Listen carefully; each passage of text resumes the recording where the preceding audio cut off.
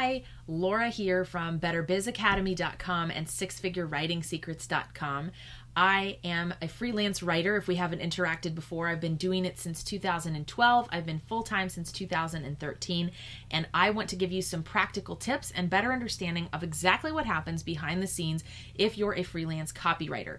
Now, you'll hear writers refer to themselves with all sorts of different terms. You might hear freelance writer, content writer, blog writer, copywriter. A copywriter specifically usually does multiple different types of content, but a lot of it is driven to encourage some particular type of engagement. So many copywriters will focus on sales copy, which is something that is driven to make the person take a very specific action after reading it, such as clicking a buy button, scheduling a paid consultation, or something of that nature. But copywriters might also work on email messaging and may even be involved in web content messaging. A lot of the work that I do is based on SEO content, so it's a twofold purpose, which is a little bit different from specifically copywriting. Many copywriters will also infuse SEO tactics to further confuse you and make things more difficult to understand as you're launching a freelance writing career. But as an SEO content writer, I'm putting on a little bit of a different hat than when I'm doing specifically copywriting. So for me, SEO content writing also includes putting together materials that speak to search engines. I have two readers in mind when I'm creating SEO content. That is the search engines, and that is also the it's also going to be the end reader, of course. However, when I'm doing copywriting, I'm mostly not worried about search engines, if at all. Occasionally, my clients may ask me to put in information about search engine optimization, but copywriting is specifically speaking to the end reader. So behind the scenes, a typical day for a copywriter is going to include any one of a number of different types of tasks. And you'll find freelance copywriters who do all of their same tasks on the same days, or they may stretch it out and they're doing a little bit of everything every single day. There's always going to be some very similar processes that are involved in putting together a piece of copy for a client. First of all, you have to understand the end purpose. This could come from marketing materials that are provided to you by the client. It might also come about as a result of meetings with the client. And I do a lot of, with my copywriting clients, what I call brain dump phone calls. I am picking their brain, asking specific questions, or sitting there almost as a silent participant on the call, collecting as much information as I can. And then I may follow up at the end with questions. I might also be reviewing old marketing materials they have in the form of webinars, emails, PDFs, etc., to kind of get a sense of who they are and what they intend to accomplish. So that's what I kind of call the gathering or the research phase. From that, a copywriter will typically begin to generate ideas. Now, some people are able to jump right into putting the copy together. I don't do that. I need to wait a while for the ideas to gel.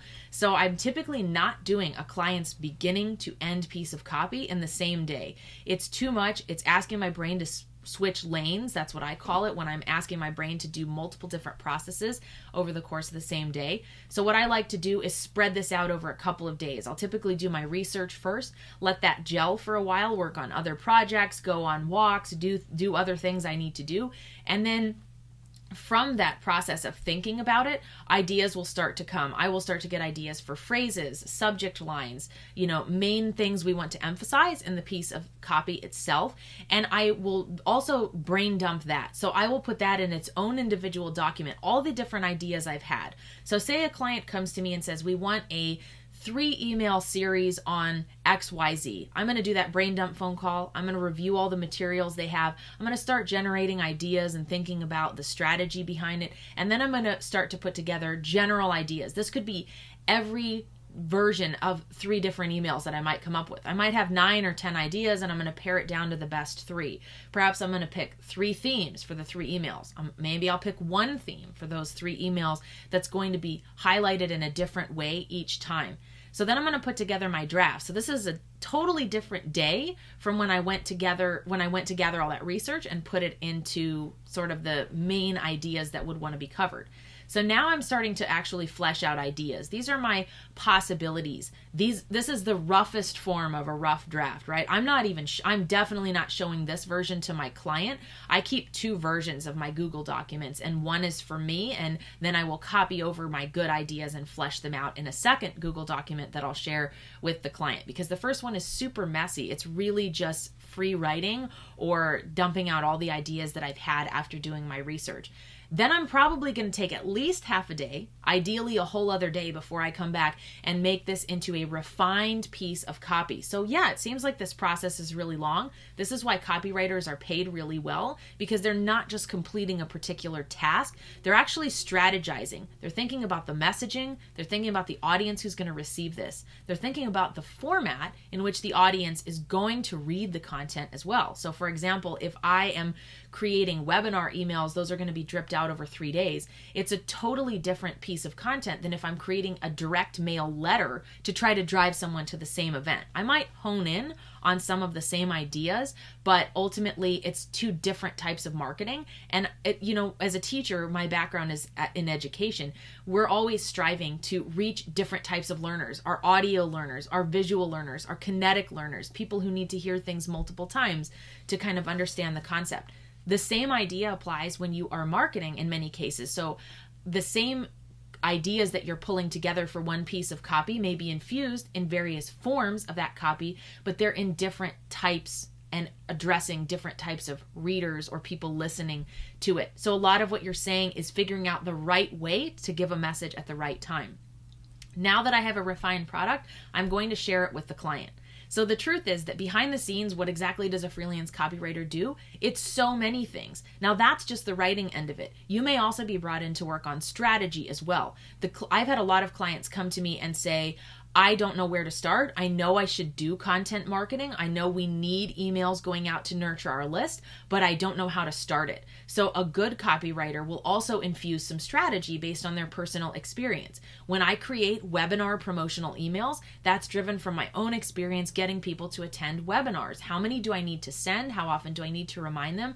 That's based on my own experience in the field. But every time that I approach a project, and anytime any freelance copywriter approaches a project, we're thinking about the client's overall goal and then the person that we're speaking to. It really helps if you're thinking about the one person who's on the other end of reading that piece of copy. What is going to motivate them to action? It's not about what would motivate us to action. You really have to put yourself in the shoes of these other people. So in a sense, you're the middle guy, the middleman who's bridging the gap between the client who has goals of wanting the reader to take specific action, and then the reader who has to be motivated to take some type of action. And you're blending these together in a piece of copy. So good copywriters are very open to receiving critiques of their work and constantly improving and educating themselves further about the business of copywriting and about the science behind it and how we encourage people to take action, and even little details about when are the best days to send emails, hold webinars,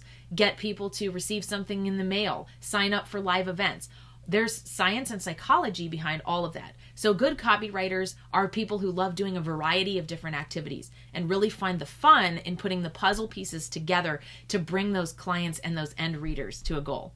Post your questions below about becoming a freelance copywriter. For more information about establishing your own online freelance writing career and how I've used Upwork as a tool to generate hundreds of thousands of dollars worth of leads, visit sixfigurewritingsecrets.com.